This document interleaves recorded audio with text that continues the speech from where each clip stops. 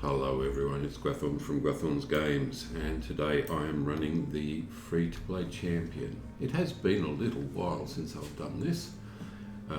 It is a free-to-play champion, and I'm going to run it on the library today. So the library of Tham Mírdain. It's actually not in Moria, but it's about the level of Moria. And I'm going to run it at level 52, so it should be a fairly straightforward run. There's a couple of things that I'd like to say about it, so let's go in.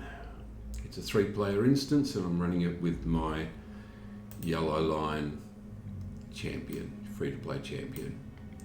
Okay, we'll actually get in there and then I'll talk more about the character. The library at Tham Mírdain once held much of the knowledge of the early ages, and withstood the brunt of Sauron's attack against Eregion, though much of the surviving lore was carried away by Elrond Half-Elven. The force of Angmar now seeks the remnants. So, I've pretty much filled out the aggressive versions of the might and agility versions of all of these, so they're at 26 virtue traits, which really does push up, and I've got videos on increasing your virtue traits just to give you a good advantage for a free-to-play character. And I've got all the way down most of the yellow, definitely with concentrating on that. Okay, so let's head in. I've got the slaying Onsberg overmasters as the priority.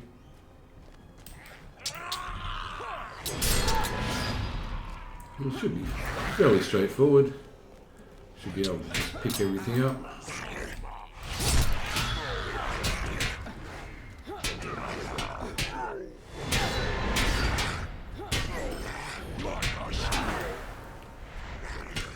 Let's keep going.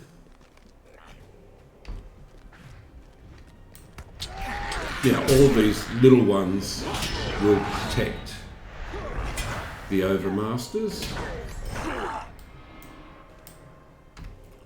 So you have to take those out first. Well, you'll end up taking out those first, but with the champion you end up AoEing everything down. I could just run through. Once I've got a bleed on this, should be okay. Move to the next one. AoEing down. Got a bleed on that one, didn't even need it. Okay, so I like picking up these around the crows on the way around.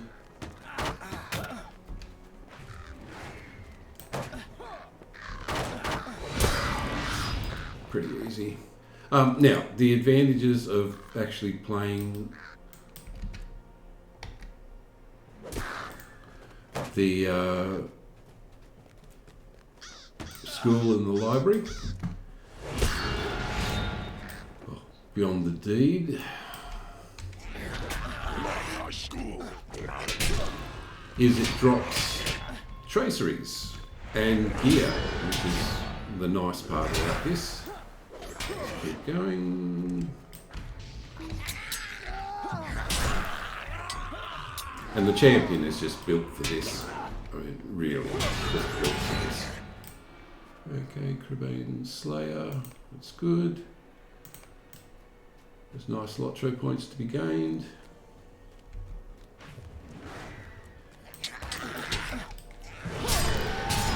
And it's fairly straightforward.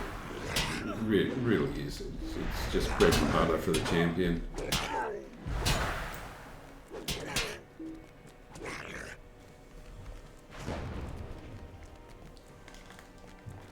Let that rend do its damage. Just move on.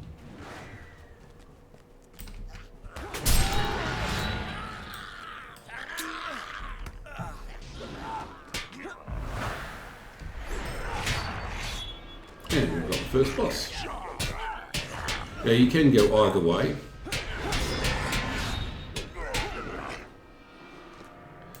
But I tend to just, I've done it so many times, I just tend to go left and then jump across and go right, but This is the first one. So the main problem with this boss is it will stun you and recover health, so you have to interrupt it.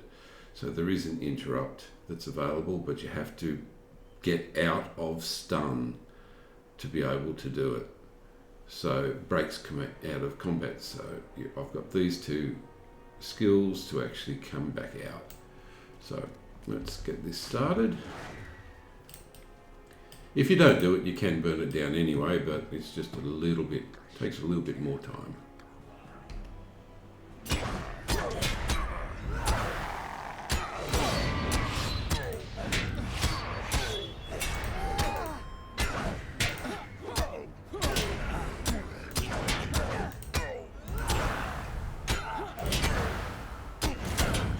That stun will come fairly shortly. There it goes, and if I interrupt, that breaks its ability to cast. And there we go. First boss down. Just move this slightly out of the way. Get that. Get those. I've got some Lotro points. That's nice. I've been getting Lotro points with this character for a while now. And you can see that its crit chance, 25% crit chance is pretty good. 5% devastating hits. It's very good damage. And that's because I've got these running crits and finesse. A bit of might, crits and finesse. So it's definitely playing all of those up. And I've got Slayer deeds and things like that for this character. So in playlists so that you can go and have a look at. But as a free-to-play character, this is very strong.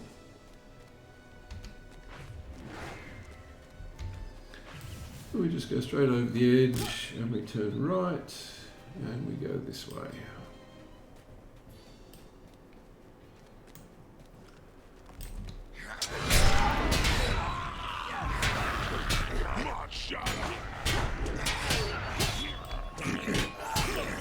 There you go, that's experience and a few marks and medallions, which is nice.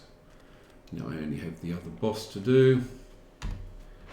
Well, I've got the second boss to do, and yep, here we go. Let's get this out of the way.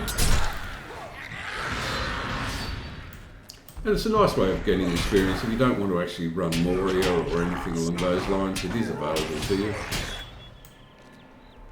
Oops, okay. So the second one is going to drop a number of ads on the left, ads on the right, and then you just burn down the middle. So it's usually fairly straightforward. These go down pretty quick. Occasionally I'll be actually running a whole heap of these together just to speed things up, but I'm not going to go that fast at this point. Yeah, let's go for these. Now, each of these chests, the boss chests, are have a chance of dropping traceries, which is good.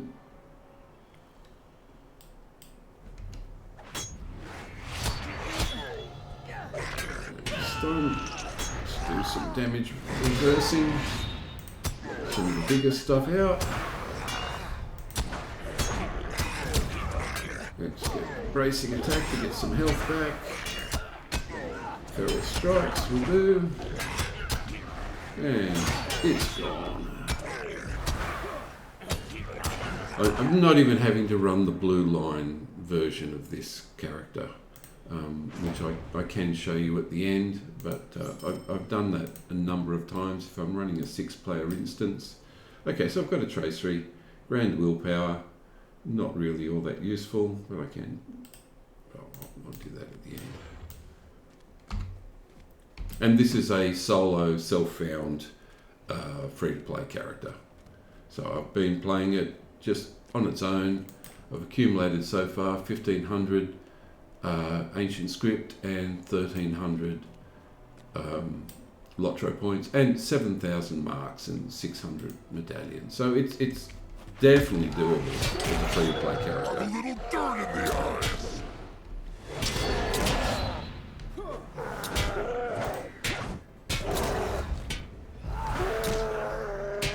should be able to take this out fairly quickly. Bit of stun, always good. Oh, it wasn't able to stun. Okay, let's get some healing going.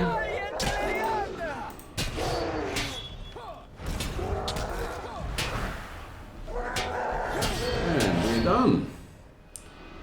And let's see what we drop out, what drops out of this chest, because a gear can drop out of it, and I will show you the. Okay, so I got a second tracery, merciful strike damage, which has a bit of crit actually. So now I'll actually go for what's in the bag. Because having accumulated 1,500 ancient scripts, it's actually quite satisfactory to actually go to Rivendell and just buy the ones you want. So I've got wild attack damage, which is the go-to, standard go-to. Dire need cooldown and power cost, because I actually run blue line as the higher priority. Blade wall damage, sudden defense cooldown. So this is a blue build, even though I've just been running that as yellow. Obviously I don't need that because I'm using a two-handed weapon. But I don't need the grand willpower, and I don't need the merciful strike damage. Rend, blade wall and raging blade are my go-tos. Bracing attack, battle frenzy. So let's get rid of those. Get me some more ancient script, which I will use later on. But the character itself is running, because I've been in Moria, I've got extra out of combat run speed boots, and I'm using the Sunwatcher's gear from the skirmish camps, because I've got so many marks of medallions for this character, free to play. And it's a nice combination, nice to be able to run instances. And I actually did a bit of Angmar with this, and that was a morale heal with a 30-minute cooldown, which I actually did try and use, but I didn't actually get it off.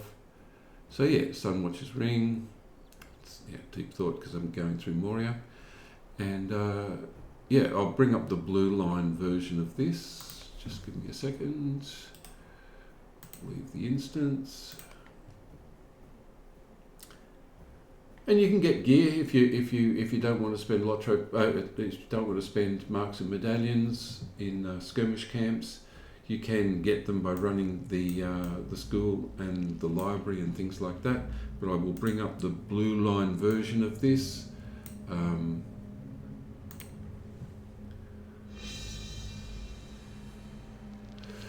that's for running 6-player instances basically.